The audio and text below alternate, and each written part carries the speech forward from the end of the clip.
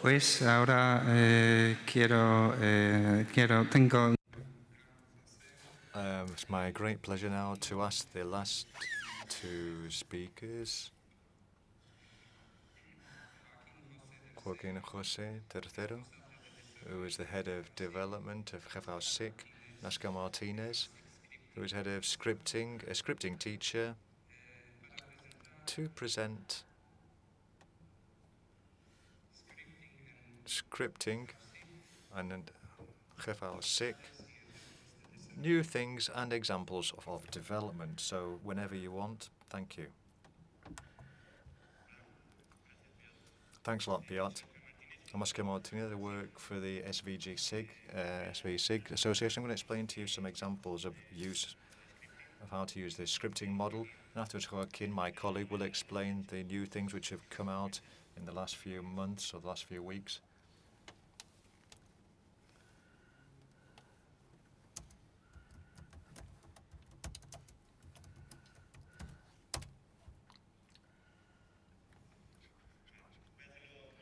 Right, I'm going to do this very quickly. There's no code here, so don't get it. So you can see the use that this application has without an intro. The scripting module is integrated into SVG-SIG programming. It's compatible with Java and Python libraries. It can also be used to develop geo processes and for other tools and scripts and visual interfacing. It can help you when there's something which doesn't exist. It can help you an awful lot. And you can also do little scripts, as I said before, with visual interfaces. So this is both oriented for users and for development. Users who have a domain of programming, with this module, they can take advantage for their daily work. And for developers, they can use this tool to develop big projects. Right, I'm going to go straight on to examples so you can see what I'm talking about. Yesterday, a user was asking about lists, which had a layer of points, and wanted to know the point, to analyze the point in comparison with all the layers, whether they were basins, protected areas, etc. And we wanted to know where exactly this point was. So here I've shown you the whole code, because it's extremely to take a look at. If you've ever done scripting before, you will know everything about this, what there is on the screen. As you can see, what we do very simply to show the point which is being analyzed. Then it analyzes in the Valencia index layer, for example, you get out all the information of all the polygons which are affected at this point. Then it also analyzes the blocks and also the plots of land. As you can see, there isn't anything you can do that you need to program at the moment. It's a simple solution which can save you a lot of time. As I said, it's compatible with many Python libraries. In this case, if you need to analyze here JSON files with this simple libraries, you can directly read them. Also, there's another library, which is GeoPy, which is to geocodification of addresses. And we take some posts in the blog. You can take a look at those if you're interested. With this, you'll be able to convert tables where you've got addresses or places of cities. You can convert them into a gvSIG layer. I think the doping map motors, Google Maps, I think you can choose what 3 words. You can also, there are many things. This is an example which was developed in the last few days, which is a little monitor which can be used for geomarketing, in which it will analyze only the entities you have on site, on view. As you move along, the monitor in real time will update and will bring out whatever you program into it, the entities which appear in it. You can calculate the densities, you can whatever. For example, we can also walk with events. In this case, we're looking at, so it shows the coordinates of a certain point. We activate the tool, and we click on our list, and we send these coordinates to our script.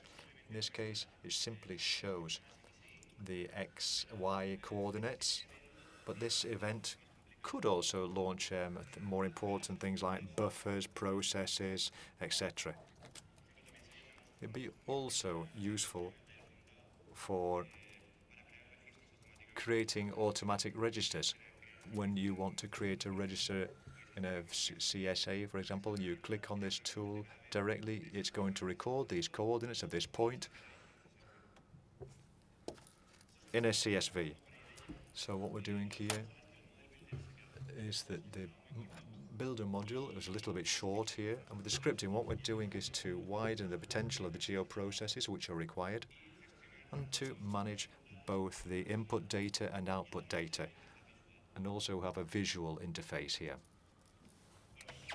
For example, thanks to Python, which has got many libraries, we can also access external apps. We need to try it out with the new version of Python, which we have, but you could be able to connect to the CartoDB, for example, or many others which are out there.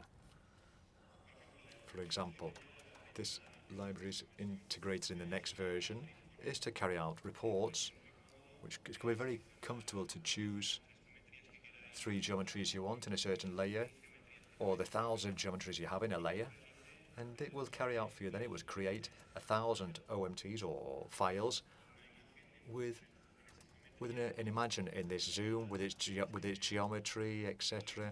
And we can then make all this process automatic for ODS and for spreadsheets. So if we need to do something more in work, we can import Java libraries, for example, in this case to carry out geometries. We use Java topology suite. What is calculated here? Or minimal circle of the geometry, the minimum square of the geometry, and different types of buffers, lateral side buffers with circles, etc. This is done simply by adding a library to our gvSIG. Also, Andrea said that ggrasstools is all done in Java, so then I thought, well, I'm going to try and work if it can be done using scripting, if it can be executed. And yeah, it was no problem, I could. We put ggrasstools, all the files we needed, all the dependencies, all things we're dependent on, and we converted it into a little script which we had in Java, in the Python language. It tends to work perfectly, and as you can see, it's a script to soften lines, and you can see the line softened. I've said before, if you don't understand scripting, you'll think it's complicated, but everything I've said so far is really simple to do.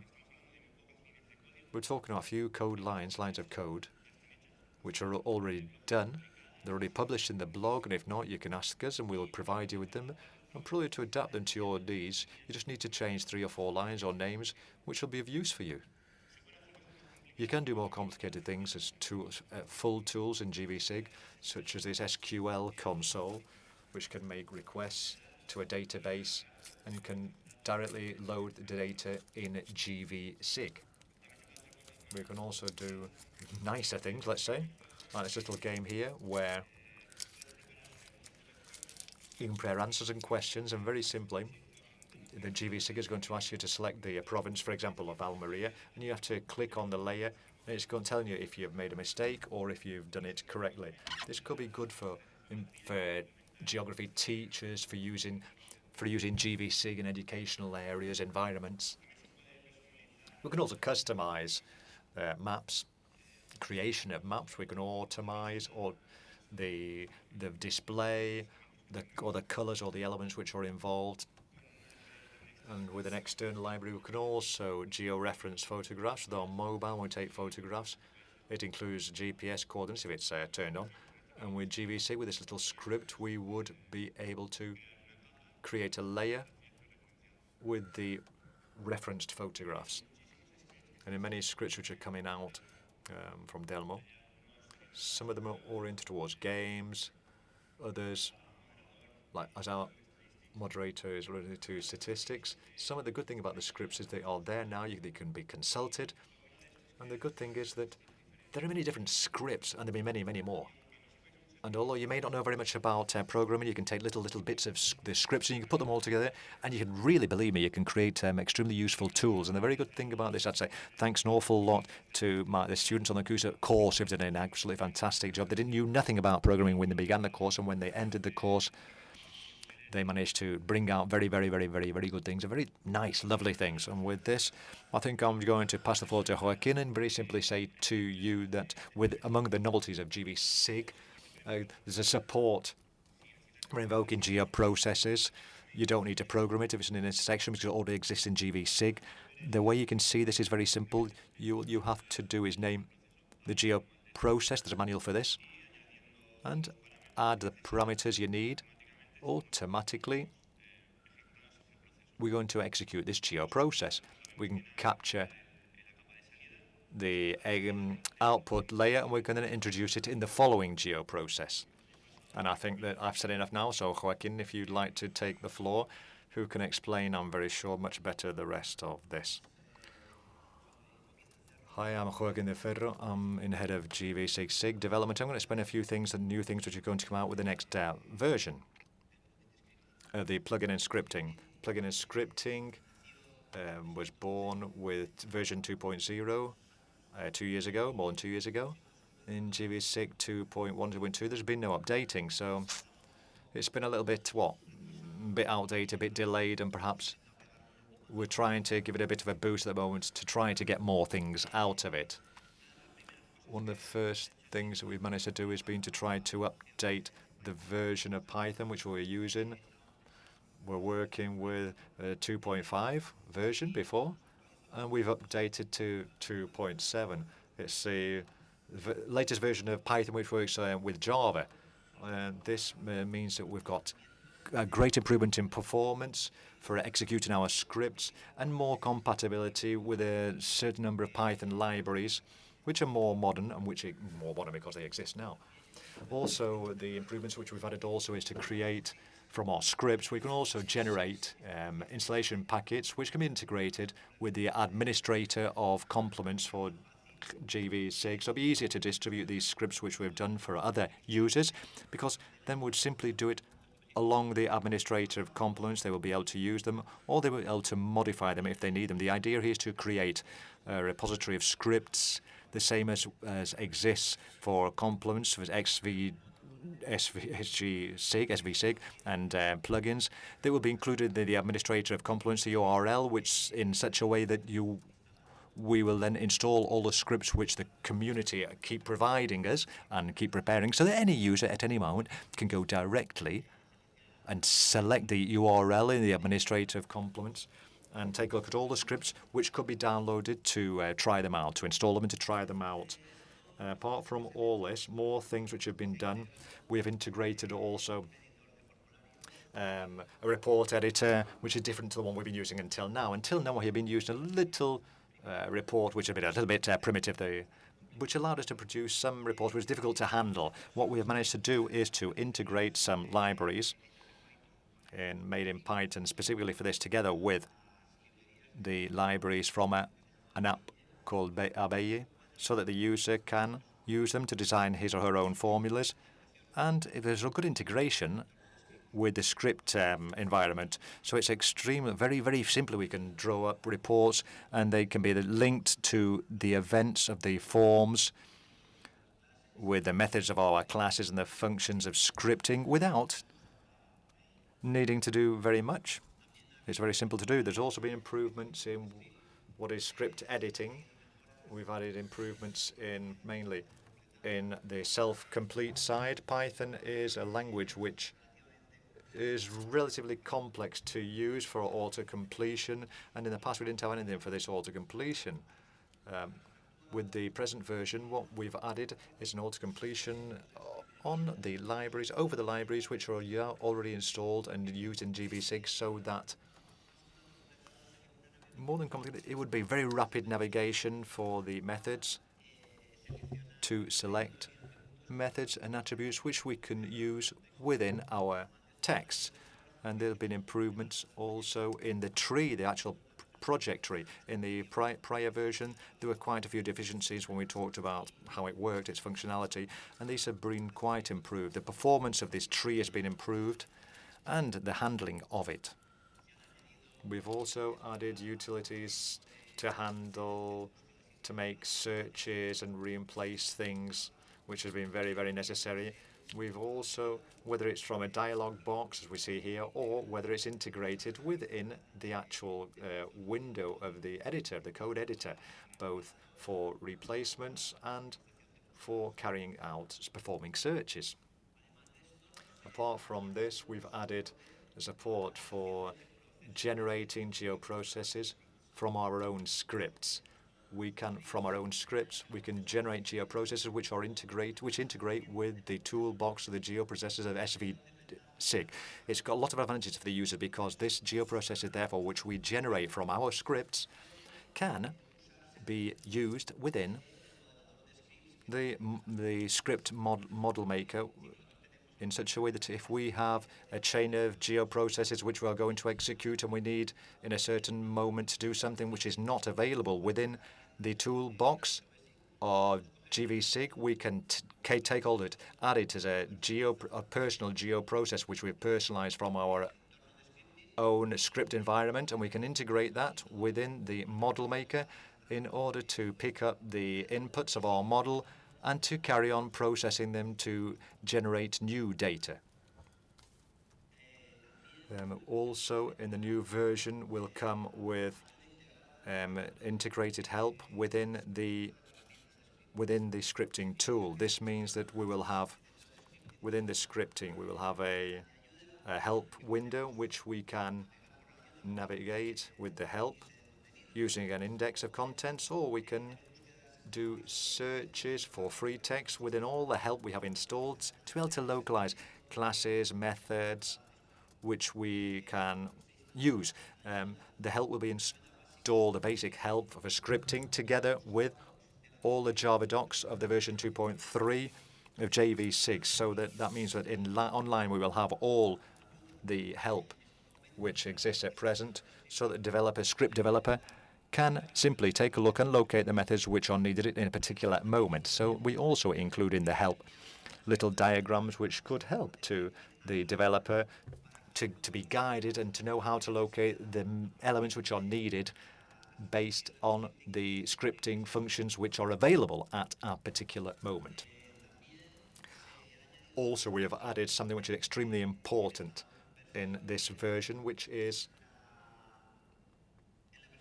in the previous version, we couldn't do imports.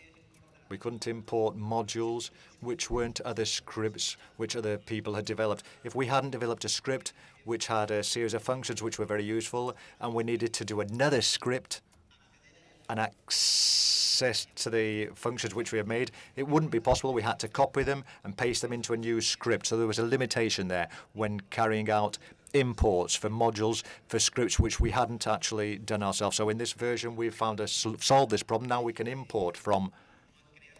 we can create our own script libraries to be used in other scripts, and we also have available to us a lot of libraries because they will come with the distribution of the scripting plugin. This means that we'll be able to use everything which is involved with gvSIG, exactly as the script, the plugin is in the version 2.2. There is only access to certain gvSIG plugins. If we want a plugin which is going to manipulate the layout, we don't have access to this plugin because the plugin of the map of the layout is in a different place. So in a certain way, we're going to have to tell our script that we want to use the libraries which are in this other plugin. This happens with the map. This happens with the geoprocesses. This would happen also with the hyperlink tool. There's a different plugins, and from the scripting tool, we wouldn't have, in principle, we wouldn't have access. So what we've done is to add functions such as the function of use plugin to tell our script we want to use a different plugin which is different, and from that moment we will then be able to import classes and other functions from the other plugins so that we can use them ourselves. The same also, we've got a use jar function, which is very useful if we want to use libraries in Java. We don't have gvSIG, don't come with gvSIG. We can include them within our folder where we have our script and tell it, use this folder, use this Java library which is here. And from that moment on, our script is then going to take it and import the classes which are located there. Apart from this, we've also added some external libraries, which they're not directly used directly in gvSIG, but they could be useful when we talk about developing scripts. We've added, for example, which the library, the GOP library for georeferencing, or the JOpen document library, which is used for generating drawing up reports, ODT type files, spreadsheets, text documents. So all these libraries will then will come as a base, so we can then get hold of them, we can manipulate them, and we can create customized reports, or we can create personalized documents based on things which we have in the maps or in the data table. And finally, I'd like to also say that we have started to add what is called the R support. It's something which many people had asked us for. Mainly in gvSIG, there wasn't any way of executing these types of R, but it means that we can program our scripts directly from the programming environment. We can take hold of this and say, I want to create a script. Usually, so far, we've said we want it to be a Python script, and then we started to work on this. When we want to create a script, we say, no, this is an R script, and automatically it will hook onto these libraries, and we can then start to code using the R syntax. To do this, we had various options. At the moment, we have used one which has the best integration with gvSIG, but we are aware that it's not totally compatible with all the R scripts which exist. In a second stage, we'll probably add options for using other integration mechanisms with R apart from this one, which will have lower integration with gvSIG, but it will support all R scripts. So therefore, we will have two options at the moment. With the next version of the scripting plugin scripting, which we hope will be 2.3. We hope it's going to come out with 2.3, or very, very soon after 2.3 comes out. We will have R support limited. We'll have a library which will be called Rengine. There's a website with quite a lot of documentation about this, and where it says up to one point is it compatible. To what extent it is compatible with the already existing R libraries. And there's not much more for me to say. I'd just like to tell you that tomorrow there will be a code sprint in which normally we'll see development issues, and there'll be a section for people who want to see things related to scripting, who want to develop, to consult, knowing what on earth we're doing here. Also, I'd like to comment to you there's a mock for scripting where you can write. A mock is always on. There are no opening and closing dates. Users can register and carry on working in mock. We've also got the blog, the gvSIG blog, where we make comments about scripts, which could be useful also for the community. And at present, what also exists, we have a web which is Ulrit Outreach, where we put the scripts which we consider as being most important, which the community actually provides for us. These will be substituted later on by the script repository of access through the administrator of complements, through the plugin manager. If you have any problems about knowing how to script, etc., the best thing is to ask us, please, or take a look in the list, or ask Oscar, ask me, ask other users who are now starting to reply to the doubts which people have. And I think there you go. That's it.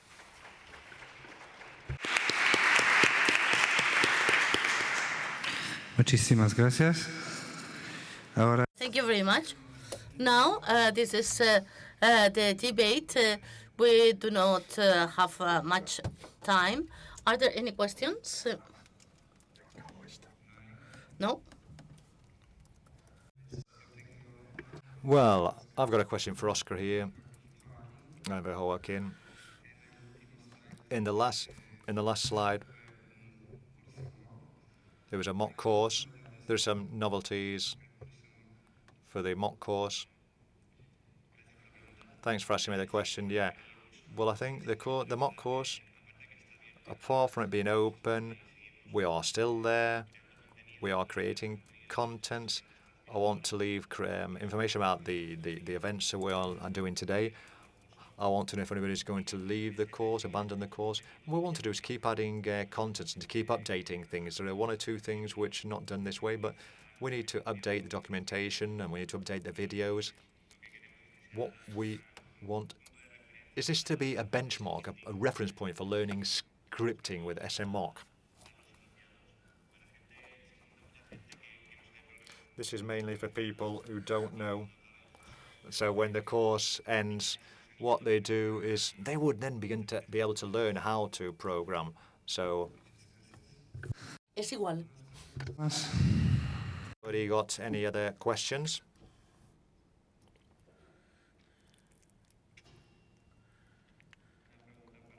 Yeah. A question about scripting. It's a great piece of work I think you've done here.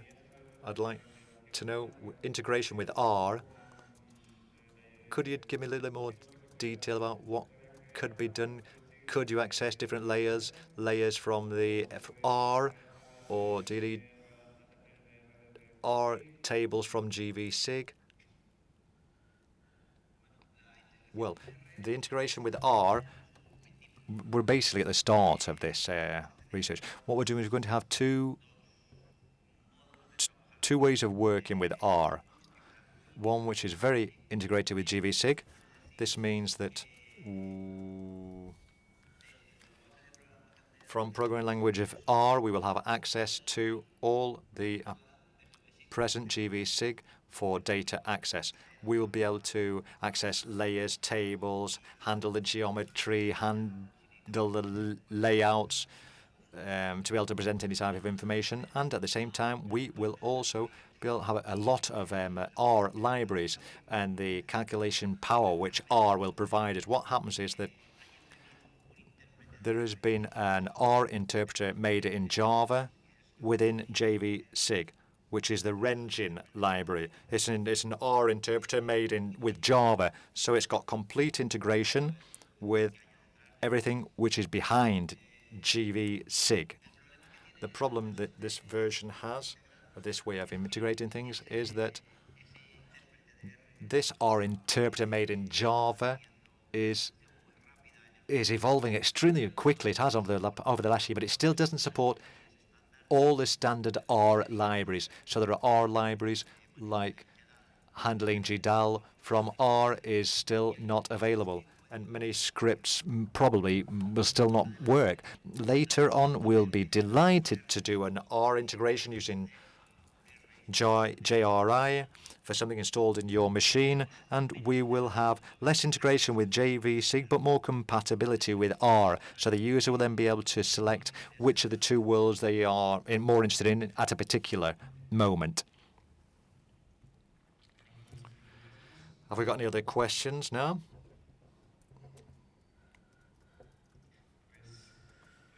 Hurrah, thank you very much to everybody, to all the speakers, and many thanks to all of you for your attention. I'm closing now the session. Thank you.